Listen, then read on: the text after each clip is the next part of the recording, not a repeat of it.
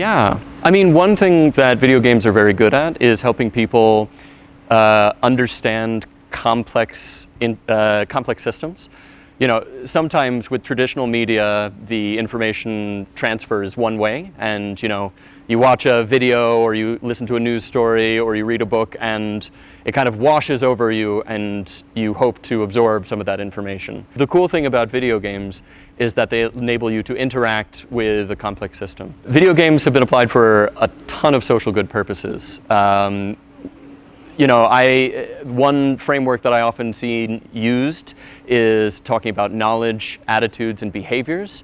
And some video games have been designed or used to impact all of these things.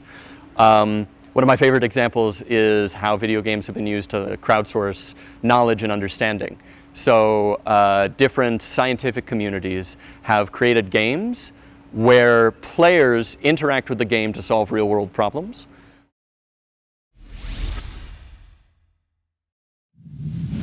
In 2005, there was a video game called Peacemaker about the Israeli-Palestinian conflict. It was and is a very complicated system. You know, you've got Israelis and Palestinians each with a different narrative of what the conflict is about.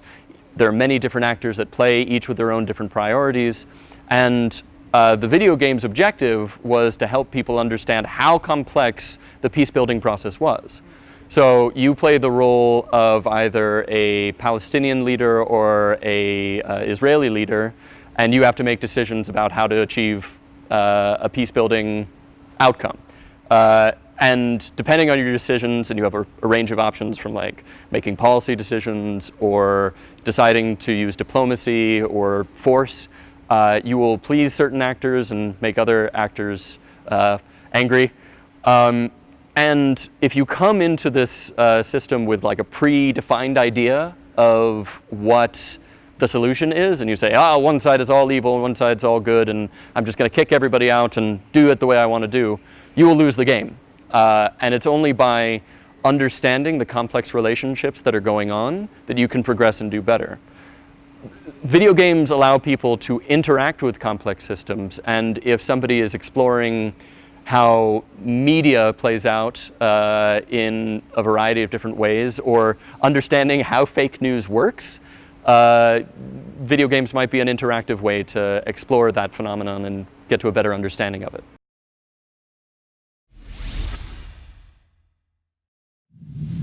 If you wanted to look at games for empathy building, there are a lot of people who are using VR to try to put the player in the shoes of another group and get them to feel, understand the perspective of that other group.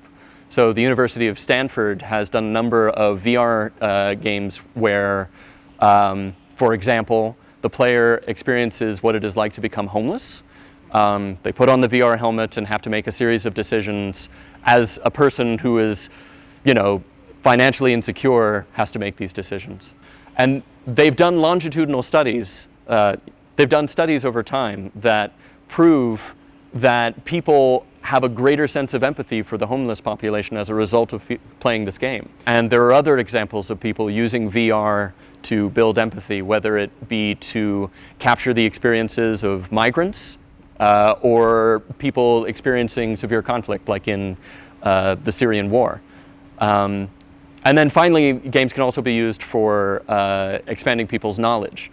Whether it be, you know, the edutainment style games that just reward people for remembering trivia, or having people interact with a story from history or the present day, where, you know, the gamer is hooked by the narrative, but they also, as a result of playing, come to learn something about the topic of the game.